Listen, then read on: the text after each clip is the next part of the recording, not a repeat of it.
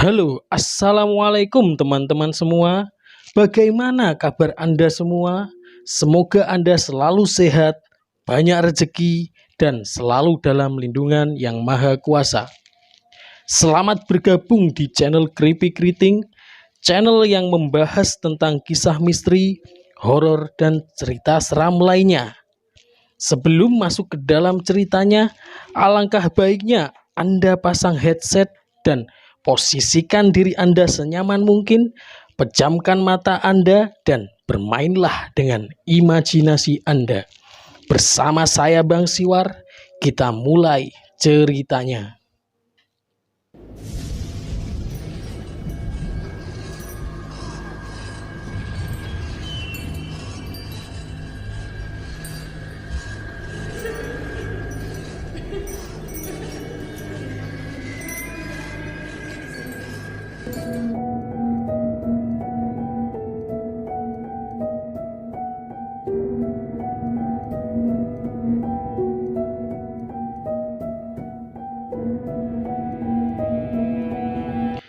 Kisah ini dialami oleh dua orang sahabat yang mana mereka sudah bersahabat sejak kecil.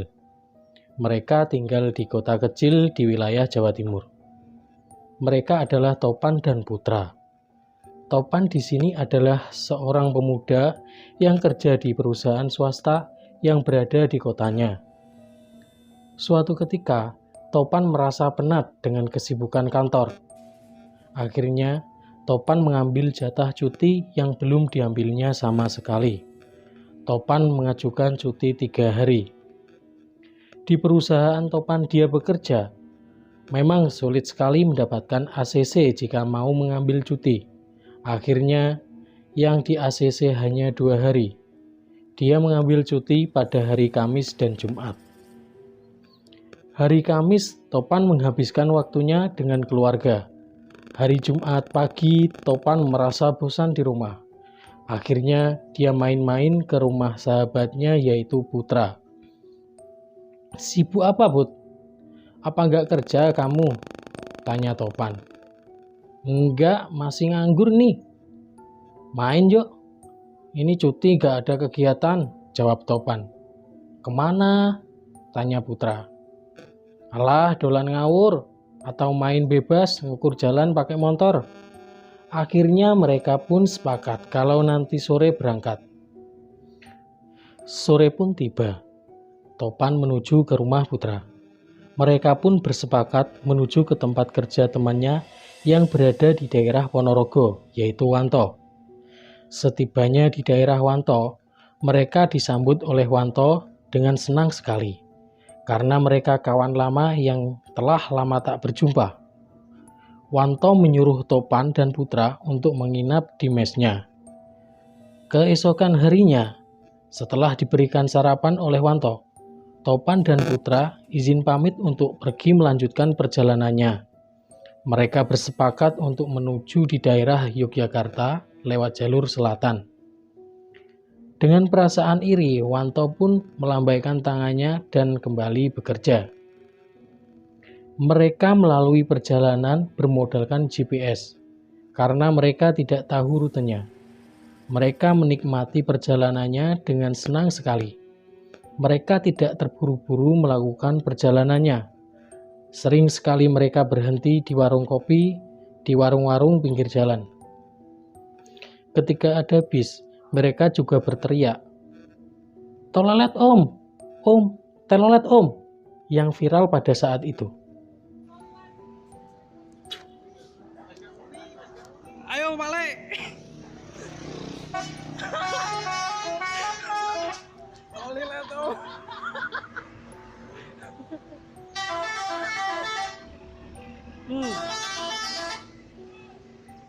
Om.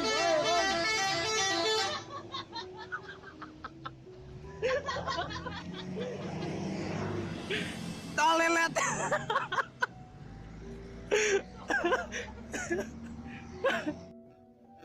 Sesampainya di Jogja, mereka sangat menikmati perjalanannya. Satu hari mereka menghabiskan waktu di Jogja dan menginap di sana. Keesokan harinya, Topan menyarankan untuk lanjut ke Magelang. Sempat Putra menolak karena malam harinya dia bermimpi buruk dan mempunyai firasat tidak baik. Topan pun ngeyel dan akhirnya Putra mengikuti kemauan Topan. Sesampainya di Magelang, mereka merasa sangat lelah. Akhirnya mereka bersepakat untuk pulang lewat jalur Merbabu Salatiga. Waktu itu, tepatnya di hari Sabtu, jam 5 sore mereka pun bergegas untuk kembali pulang. Waktu itu jalanan masih tampak lebar dan sepi.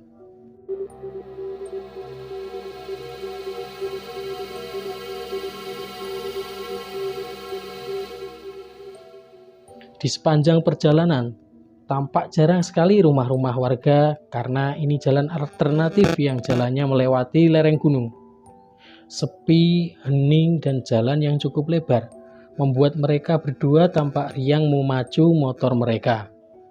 Dan pada suatu ketika, tiba-tiba hujan deras pun turun dan mengguyur mereka berdua. Dan sialnya, mereka tak membawa satu mantel pun. Dengan susah payah mereka mencari rumah warga sekitar untuk sekedar berteduh. Tapi tak ada satupun rumah yang tampak.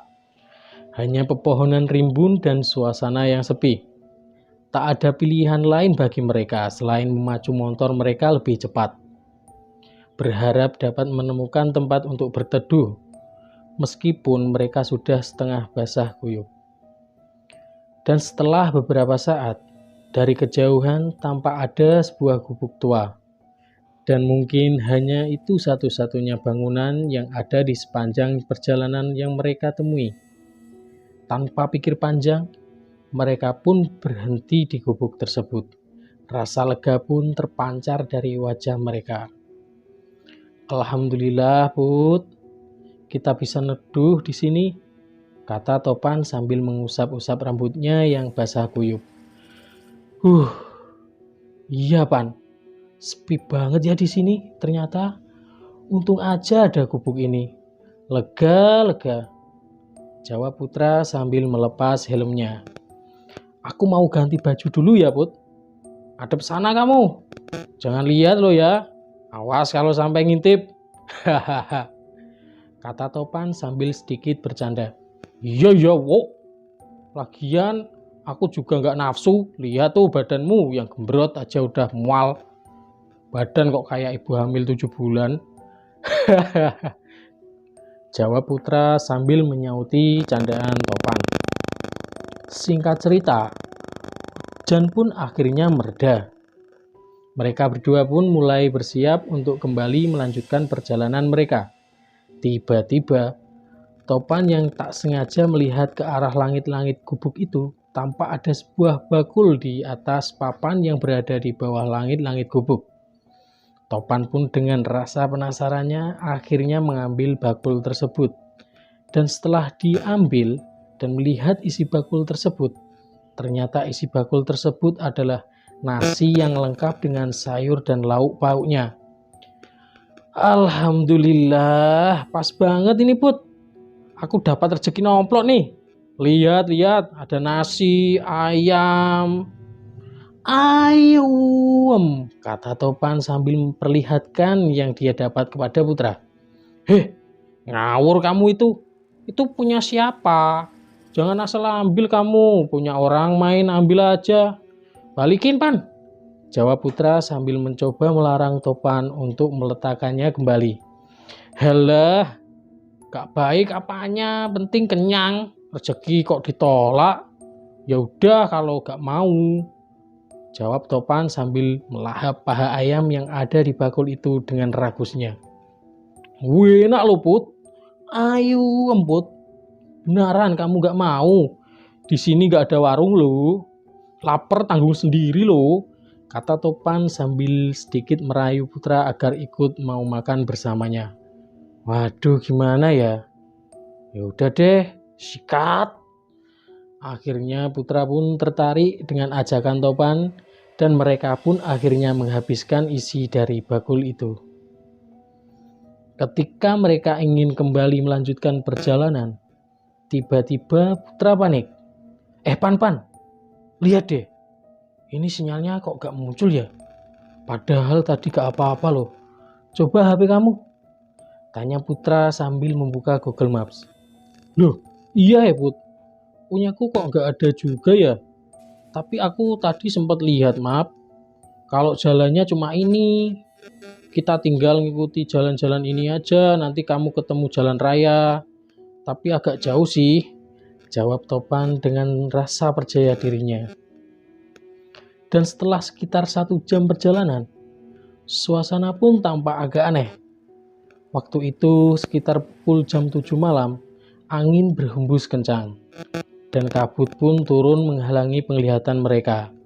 Waduh Pan, kabut turun Pan, kita berhenti atau lanjut nih? Kata Putra sambil agak merasa aneh. Ya iyalah, namanya juga pegunungan, pasti jam segini adanya kabut. Kalau perkantoran jam segini adanya lampu. Hahaha, jawab Topan dengan santainya.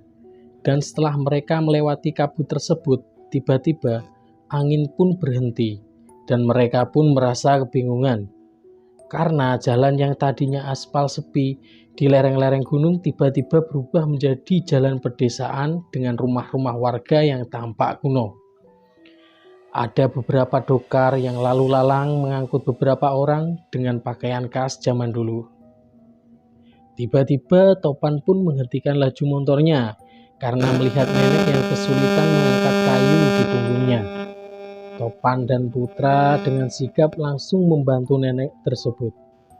Dan Topan pun bertanya, "Mbah, derek tangklet mbah, niki ajeng ngiting arah Ngawi, medal pundi nggih?"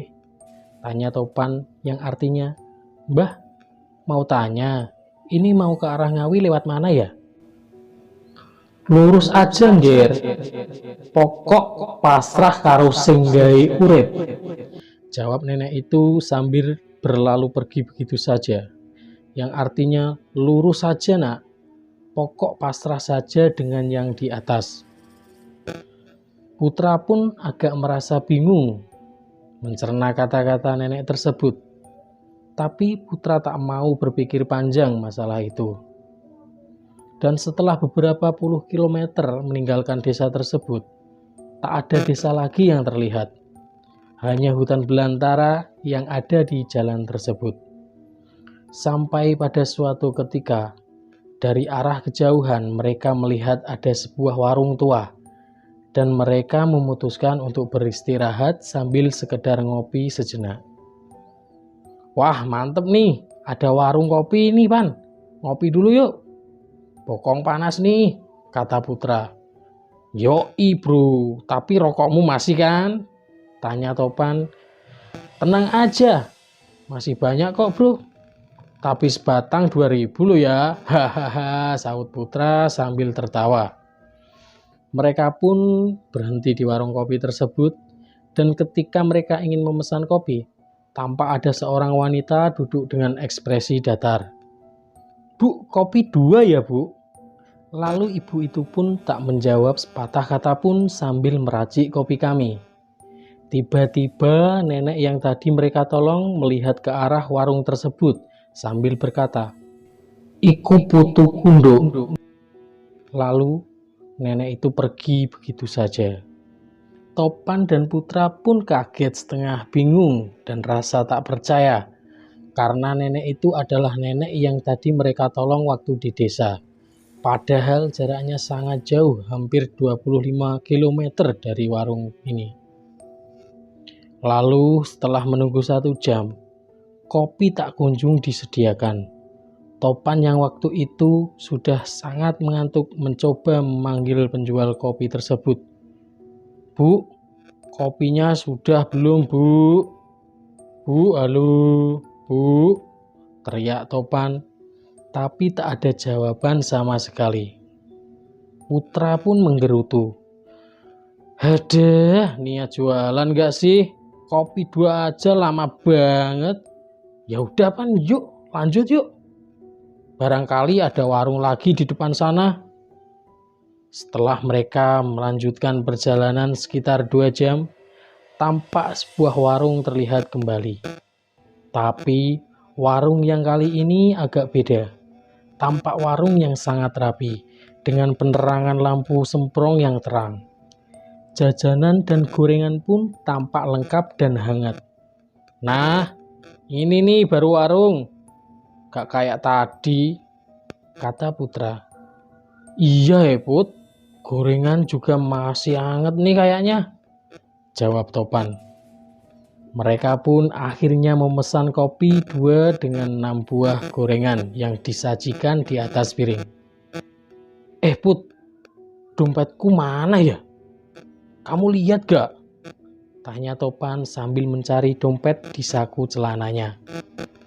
"Oh lah, wong dari tadi pas hujan loh, dompet kamu taruh di jok motor," jawab Putra sambil makan 1 buah gorengan. "Oh iya ya. Ya udah, tak ambil dulu." Dan ketika Topan berjalan menuju motornya, Topan tak sengaja tersandung sebuah batu yang ada di jalan. "Astagfirullah, untung aku gak jatuh," kata Topan. Dan setelah mengambil dompet di jok motornya, Topan yang berjalan kembali menuju warung tersebut seketika syok dan kaget.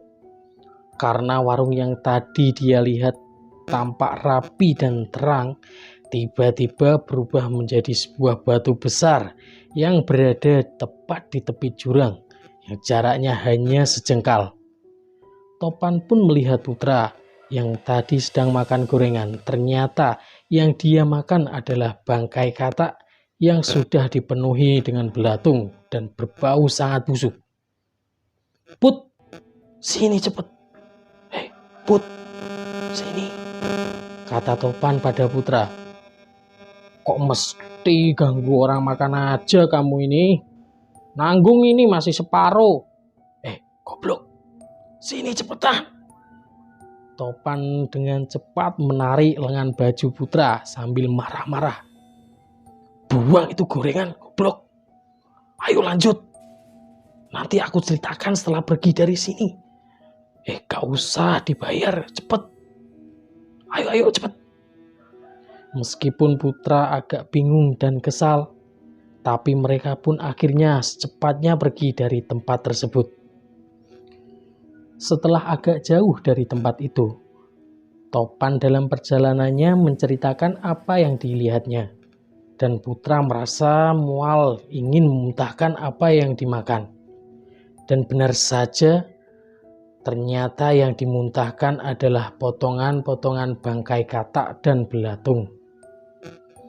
Mereka akhirnya membaca doa bersama dan memohon perlindungan dalam perjalanannya. Dan tak lama kemudian angin berhembus sangat kencang sekali, disertai dengan kabut yang sangat tebal. Mereka pun melewati kabut tersebut dengan membaca doa untuk keselamatan mereka.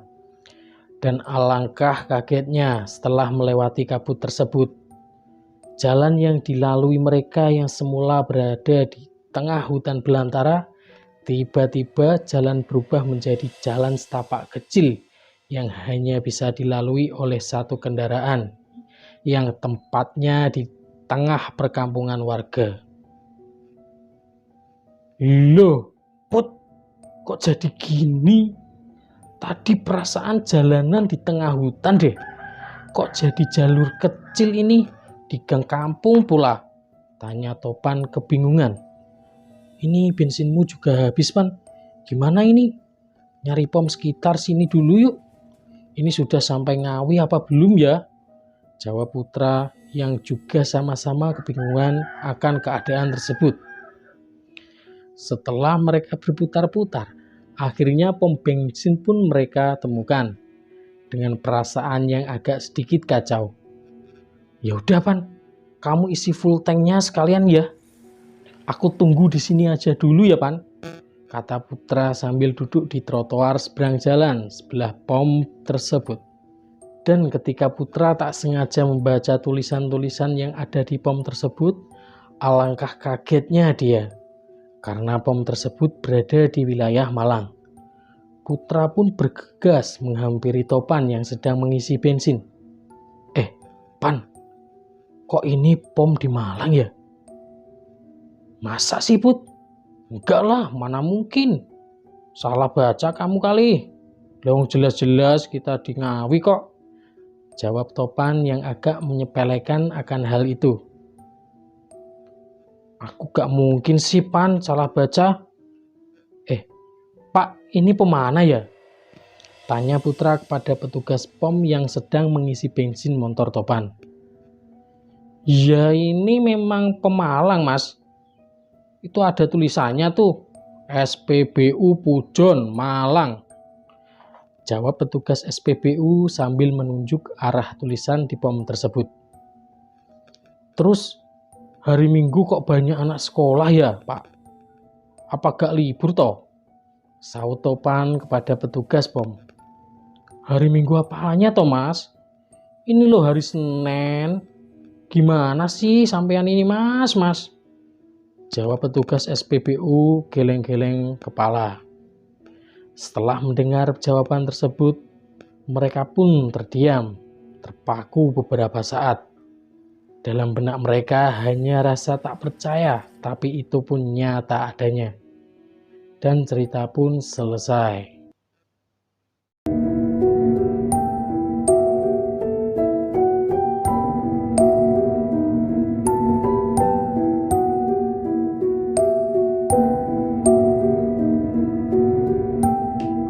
Terima kasih untuk sahabat saya Bang Topan dan Bang Putra yang telah berbagi ceritanya.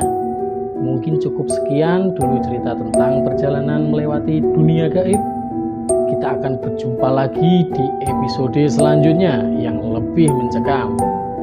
Saya Bang Siwar undur diri. Assalamualaikum warahmatullahi wabarakatuh dan sampai jumpa di cerita selanjutnya.